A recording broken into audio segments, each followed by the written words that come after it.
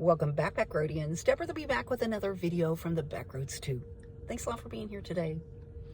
So, if you have heard, there is snow and stuff happening in the weather.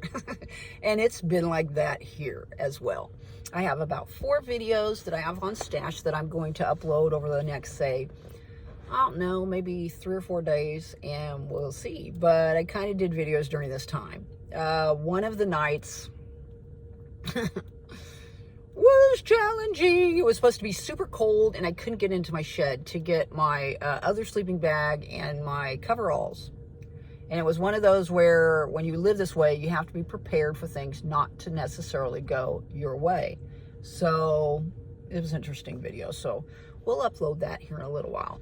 So as I'm driving around, I'm like thinking about my dad. My dad taught me how to drive. He was a traveling salesman, and he wanted me to be able to drive safely. We lived out in the country, and I drove back and forth into town to go to school. So my dad kind of had me driving up and down the dirt road in front of our house and the dirt roads around our house because we lived out in the country. So I got to the point where I drove pretty well. I also drove around the property that we had as well. So I backed up. I wasn't that great of a parallel parker, and I don't think very many people are. But nowadays, your car can do it for you, so that's awesome. Not mine, though.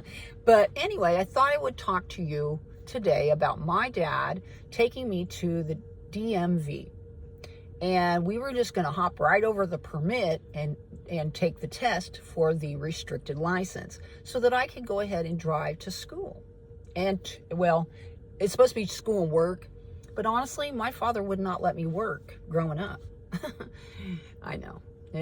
Anyway, so we went to the DMV. And it was during a time when women were just getting into the workforce. They were divorcing. You'd hear of people's moms living, alone and getting divorces. And it was kind of a new thing. And women were getting supervisory positions. And it was just the beginning of the women's rights movement and all that. And when we went to the DMV, there was a lady there that was a supervisor. And she was very like Ice Queen-esque, So we walk up there and my dad's like, well, we're here. She wants to go ahead and get her restricted license. We'd like to have her take the written test and then have her take the driving test. And the lady kind of looks up at him and she goes, well, so let's see her permit. And he was like, well, she doesn't have a permit. We're just going to go ahead and go do the restricted license.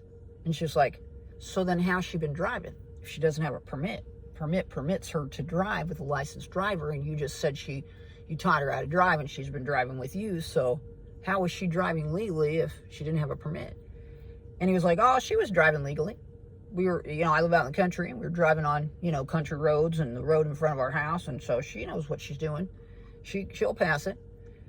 And the lady's like, well, she was driving illegally, sir, even if you are a licensed driver, and so therefore she did not have a permit, so you have been allowing her to drive illegally. And so they went back and forth, and my dad would not admit that he had let me drive illegally. And this lady would not let it go. And so you've got this businessman coming in with his suit on, and you've got this businesswoman that's in charge of the DMV, and they're just butting heads. And I'm just standing there like, So anyway, he said, well, I brought her here. She's going to take the written test. I'll pay for that. And I'm hoping that we can go ahead and have her take the driving test. And if you think she's, good enough, then I'd like her to get her restricted. And the lady's like, oh, you guys just sit on over there. And as soon as I, have time, I'll give you a call. We'll have her go take that driving test. I'm like, okay. So we go sit down. And my dad just kind of sits there, turns and looks at me. He goes, now, Deb, you're not going to get your license, right? You're not getting that restricted license today. It's not going to happen. But you go ahead and this was probably after I took the written and passed it because I studied hard, y'all. And he was like, you're going to take the driving test. You're going to, we both know you're going to pass it, but she's not going to pass you because you didn't have that permit thing. So, and probably the reason why I didn't have the permit is because my dad wasn't there, to take me to get the permit. So Anyway, I took the test. She was an ice queen. Came back, said I didn't get the test, but she would, I didn't pass it, and that now I had the permit. And then she looked at my dad and she was like, now she is able to legally, practice driving with you now. So anyway, when we were sitting there, he was like, we'll come back in a couple of weeks and you'll get your restricted license, which is basically what we were going to try to do. Anyway, hop over that permit there. So 2 weeks later, I go back and they have this new instructor or test giver. And he had just recently come off of being a airplane pilot tutor. And so I told him what happened. I told him about, my dad, and he thought it was hilarious. So we drove around, and I'm pretty sure I didn't really know how to properly parallel park. I think his response to that was, nobody knows how to parallel park, Deb. So anyway, he passed me, and I got my restricted license.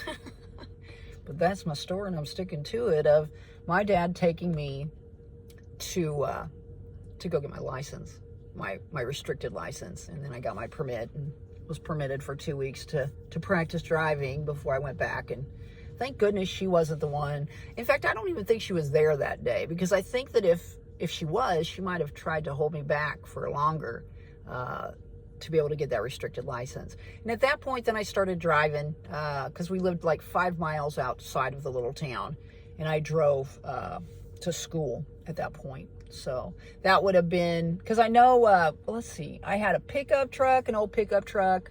I had a green Audi Fox station wagon, which I can't find any of those. I've looked them up. It was so fun. It was not a party wagon, but I could get a bunch of chicks in there, man. So I was always the one that drove. And yeah, after the Mustang, I ended up getting a Trans Am, a black one, y'all, with T-tops when I was a DJ. That was pretty awesome. But yeah, I got Agassiz right now. I love Agassiz. Agassiz has been wonderful on these roads. And like I said, I've often thought of my father during this time and being very, very thankful that my dad was such a stickler on me driving. Now, here's another bit of the story. In that pickup truck I told you about, I decided that I was the Dukes of Hazzard one time on those dirt roads on the way back from school, and I fishtailed it into a ditch. And I believe my parents were out of the country at that time, and my grandma was taking care of us. And so that was scary. But here's the thing. I didn't want to drive after that. And my dad literally forced me to get behind the wheel and to drive. And then as we were driving around, because it was really scary to have that accident. And as we're driving around, I found out something that I never knew before. And I never really noticed it. I just thought that my grandma was like this 50s lady. Ooh, there's a pelican. Interesting. Hi there. And it is a pelican. I don't even understand why. I thought it was a crane, but it isn't. It is a pelican. Weird. It's a big bird. But anyway, distractions. My grandma was in an accident, and she never drove after that, ever, for the rest of her entire life. And my dad told me during that time, and my grandma was there when I had that accident. So it is interesting that I had decided while my grandma was there, not knowing that she did the same thing, she had quit driving. I thought that she just had people drive her because that's just the kind of lady that she was. But it wasn't. She had an accident.